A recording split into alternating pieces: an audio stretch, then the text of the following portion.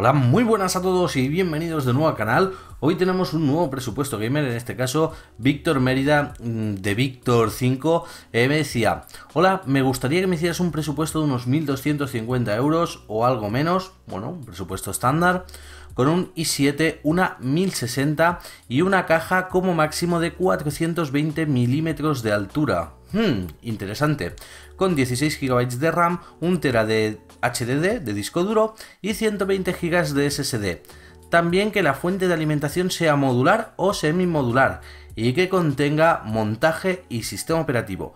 Llevo mucho tiempo intentando hacer un presupuesto con esas especificaciones, pero nunca consigo un buen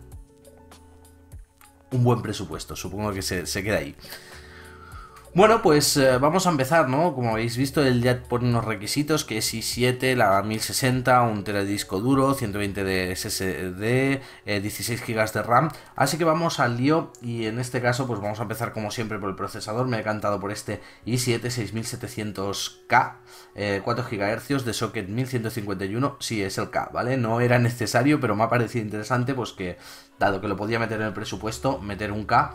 Y ahí tenemos ese procesador que no hay mucho más que decir, es la bestia a día de hoy de los i7, así que empezamos como base por eso, como él pedía un i7. Vamos a pasar al siguiente componente, en este caso hablamos de la placa base, y claro, como es un i7 de serie K, me tenía que ir a una placa base con chipset Z170, y me he decantado por esta Asus Z170M Plus Socket 1151, que como veis ya es formato micro ATX, y es que claro, él pide una caja que sea muy chiquitita y por tanto también tendremos que optar por una placa base de un factor pequeño. Aún así, esta placa base, pese a ser pequeña, no le falta de nada. Tenemos 4 sockets para memoria RAM, no está nada mal, un PCI Express de 16 líneas, otro PCI Express de 16 líneas, aunque en este caso solo son 8, como veis en la parte de atrás no hay contactos, 2 PCI 1.0, 4 SATAs, un SATA Express, un USB 3.0, varios USBs 2.0, bueno, lo típico, ¿no? O sea, tenemos de sobra. Incluso tenemos un M2 para si en el futuro pues quisiéramos ampliar. Aparte de eso, pues la placa base nos va a dar soporte para poder hacer OC a ese i7 6700K, así que de cara en un futuro pues podríamos hacerle un OC. Como veis, soporta memorias DDR4 hasta 3466 y eso va a ser nuestro siguiente componente. Vamos a pasar y vemos estas Corsair Vengeance LPX White 16 GB en dos módulos de 8 GB cada uno, 3000 MHz con un CL15, la memoria es DDR4. No he cogido más rápidas porque se disparan de precio. No he cogido más baratitas porque la diferencia era mínima y por ese precio pues teníamos estas de 3000 y pegar el salto de 2100 a 3000 pues me parecía interesante. Y en este caso pues ahí tenemos estos dos módulos de memoria que bueno, lo que no me gusta es que son blancos y no encajan bien con la estética, pero ya os he dicho, la estética es algo secundario, para mí el rendimiento es principal. Pero que en el caso de que lo quisieses cambiar, pues podrías cambiarlas por unas de color más oscuro para que tenga una estética mejor. Incluso bajando el precio, bajando 4 o 5 euros, tenías las 2133 y las 2400. Pero me parece más interesante a mí la posibilidad de poder añadir estas 3000. Vamos a pasar al siguiente componente. En este caso nos pedía una GTX 1060. Y dado que ayer os subí un vídeo muy interesante sobre esto que aún tengo aquí, ¿vale? Sobre esta bestia parda, ¿vale? No va a ser esta, pero en este caso, pues, me ha gustado mucho el fabricante. La verdad es que KFA2 o Galax en otros países lo conocía, pero no había tenido la oportunidad. Y la calidad, chapó, o sea, ha sido increíble. Y en ese aspecto, pues mira, he mirado las GTX 1060 que habían y me he decantado por esta KFA2 GeForce GTX 1060 OC Edition de 6 GB de memoria GDDR5. Sí, la de 6 GB. ¿Por qué no la de 3? ¿Cuáles son las diferencias? Sé que tengo un vídeo pendiente hablando de ello. Realmente de cara a juegos no se nota, pero de cara a un futuro se notará, no se notará. Bueno, todo eso ya lo explicaré, pero me he decantado por el momento por esta tarjeta gráfica, ¿vale?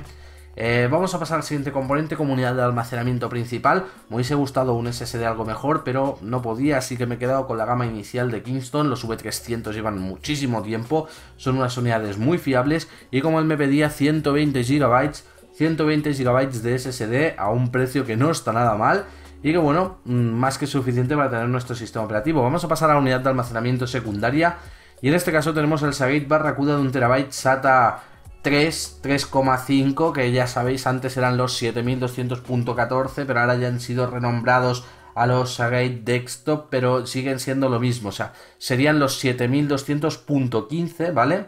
Que sería su siguiente evolución, pero bueno, han sido renombrados a Desktop, o sea que ahí se queda, no hay mucho más que decir.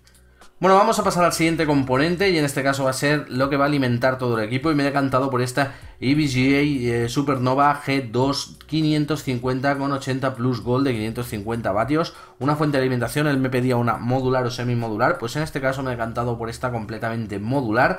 La verdad es que es una fuente de alimentación que lleva bastantes pruebas encima, que he mirado varias reviews y que funciona perfectamente bien, y una de las curiosidades es el modo Eco, que no recomiendo para nada usarlo, pero bueno, como veis, pues es una fuente de alimentación buena, no es que sea lo mejorcito del mercado, pero no es lo peor, o sea, chapó con la calidad, y que con esos 550 vatios vamos a tener más que suficiente para mover el equipo, ¿vale? Sobre todo, mucha gente a veces en los comentarios veo brutalidades, decir que para mover a día de hoy una 1070 con un i7 necesitas una fuente de 700 vatios es absurdo. Otra cosa es que me digáis: me dedico al OC extremo, voy a coger una placa base específica de OC, una gráfica específica de OC, y aunque el ordenador consume 500 vatios, quiero una fuente de 1200. ¿Por qué? Por la estabilidad que me va a dar al 50% de carga. Ahí sí, chapó, ¿vale? Muy buena elección. Pero si no, no es necesario, ¿vale? Para un OC medio que vamos a hacer a nuestras gráficas o a nuestros procesadores en un futuro, no necesitamos una hiperfuente de alimentación. Así que bueno, aquí la tenemos, no es mal componente, es más, es muy buen componente. Vamos a pasar a lo siguiente, que me decía que una caja como máximo de 420 de altura. Y en este caso me he decantado por esta Thermaltake Core V21. Sé lo que estáis pensando, pero la caja no es muy alta, pero sí que es muy ancha. Y si vemos las fotos nos vamos a dar cuenta. Primero, la estética es un tanto rara, pero no es desagradable, ¿vale? Como veis, los conectores vienen por el lateral. Y si nos fijamos en el interior, lo que tenemos es una caja extra ancha donde los discos duros van a ir aquí abajo y la fuente de alimentación va aquí, ¿veis? Aquí van los discos duros, aquí la fuente de alimentación, la placa base y nuestra tarjeta gráfica y el ventilador y tal. Y bueno, pues estas gomas por si queremos tener una refrigeración líquida externa, o podríamos ponerle una interna en la parte superior, ¿vale? Me parece que la caja pues está bien, está muy bien, la verdad. El único problema es ese, que es más ancha de lo normal. Pero bueno, me pedías una caja extra pequeña y las otras que hay en el mercado casi todas superan los 420, o sea, 436 y tal. Deberías de mirarte las medidas específicas y si te entra, irte a por ella de calle. Para todos aquellos que no lo sepáis, Thermaltake es un fabricante que hace ventiladores, cajas, hace mucho tipo de componentes. Es más, recuerdo ventiladores Thermaltake hace muchos años. Seguramente algunos de vosotros ni siquiera habíais nacido y ya existía esta marca fabricando disipadores y demás. Es una marca muy consolidada en el mercado. Y pues sería como Aerocool, ¿no? Aerocool y Thermaltake son unas gamas medias. Tienen productos de gama alta, gama baja, pero la mayoría de su catálogo es gama media. Y esta caja me parece divina en ese aspecto. Vamos a pasar al siguiente componente. Y en este caso no quería dejar que nuestro procesador tuviera el disipador de serie. Ya sabéis que no lo recomiendo para nada.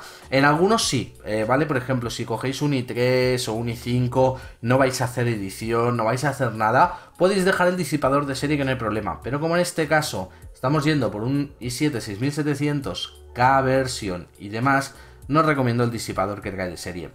Y en este caso pues he cogido uno baratito, pero que es un buen disipador para su precio, Cooler Master Hyper 103. Es un disipador chiquitito, o sea, la altura no es muy grande y va a permitir que entre perfectamente en la caja. No hay mucho más que decir, ¿vale? Como veis, el ventilador no es de 8, es de 9,2. Y bueno, silencioso, así, ¿vale? Lo digo porque tuve uno y pues no era muy silencioso, pero también ahora si yo me callase escucharíais la bomba de mi refrigeración líquida Arctic, que tampoco es muy silenciosa. Pero bueno, ahí está, más que suficiente para refrigerar el equipo, a no ser que vayamos a hacer un OC. En ese caso te recomendaría el salto a un kit de refrigeración líquida, patapum, y lo puedes poner en la parte superior de la caja. Vamos a pasar con otra de las cosas que me decía que contenga montaje, así que he añadido esta vez sí el montaje, que son 45,96. Esto incluye que uno de los técnicos de CoolMod pues monte todo el equipo. Una vez montado, haga diferentes pruebas, como puede ser instalar el sistema operativo, encenderlo, hacer varios encendidos apagados, comprobar que los ventiladores giran, que no toca nada, que los cables están bien recogidos, pasar bien los cables para que no queden feos. Entonces todo esto viene incluido aquí. Y bueno, la verdad es que ya habéis visto ordenadores que he traído de la gente de Coolmod y la verdad es que los montajes son muy buenos, ¿vale? ¡Ah, Saltador, eres un pelota! No, coño, hay muchas otras tiendas que también hacen montajes muy buenos, o sea, pero me refiero que he visto montajes de tiendas con cables tirados por en medio, cables sueltos, cosas así, cosas que no te vas a encontrar en Coolmod, entonces... Pues sí, y la verdad por el precio, si os vais a quejar, es que por ese precio me lo monto yo mismo. Muy bien, pero el que no sabe montárselo, pues la verdad es que no me parece nada mal el precio. Es más, si os dijese el precio al que cobra la hora alguno de mis compañeros informáticos o yo mismo, a lo mejor os podríais asustar, pero todo depende de a lo que os dediquéis y demás. Así que vamos a pasar al siguiente caso, el siguiente componente, que va a ser, como él me pedía, pues un sistema operativo, y en este caso pues el Microsoft Windows 10 Home Edition 64 bits, DSP, DVD. Bueno, es la versión en DVD. Yo creo que te lo instalarían incluso sin ningún tipo de problema en el mismo equipo. No habría mucho más donde elegir. Y ahora sí, lo que todos esperáis, el total del presupuesto. Él decía que unos 1250 o algo menos, ¿vale? Y el total del presupuesto es de 1249,46. Me he pasado, sí, porque si no recoges el ordenador en Coolmod, seguramente te cobrarán los portes de envío, que son unos 7 o 8 euros, pero aún así hay que tener en cuenta que es un muy buen ordenador, ¿vale? Ahora sí, como siempre digo, vamos a ponerme un poco de crítica. Saltador, ¿tú qué mejorarías en este equipo si pudieras? Pues la verdad, yo si pudiera, si este ordenador fuera para mí, el disco duro de 1 TB lo cambiaría por uno de 2, ¿vale? Son 14-15 euros más, pero yo pegaría el salto. El SSD no me disgusta, he tenido varios Kingston SSD Now V300 montados y no es el más rápido ni el más lento, pero bueno, está bien. Y luego en cuanto a la CPU, si fuésemos a hacer un overclock guapo y tal, pues a lo mejor miraría o un disipador Noctua o ya un kit de refrigeración líquida o de radiador de una unidad o de dos. Por el resto creo que no hay mucho problema. Veo mucha CPU para la tarjeta gráfica, eso sí que es cierto, pero bueno, también depende, como siempre os he dicho, para lo que vayáis a utilizar el ordenador. Es decir, no todos los ordenadores son iguales, no todos los presupuestos son iguales y es que depende mucho del uso que le vayamos a dar. Es que yo voy a jugar mucho, ¿para qué quieres un i7? ¡Oh, Dios mío! Es que también edito vídeos. Te viene bien el i7. Hostia, tanto, o sea, es una de las cosas que yo a veces, pues la gente habla sin tener conciencia. O sea, yo con el i5, el mismo vídeo tardaba en renderizarlo 28 minutos, con el i7 tardo 8. O sea, ahorras 20 minutos por un vídeo al día, pues joder, hacer cuentas, ¿vale? Es mucho tiempo a lo largo de una semana o de un año. Así que merece la pena.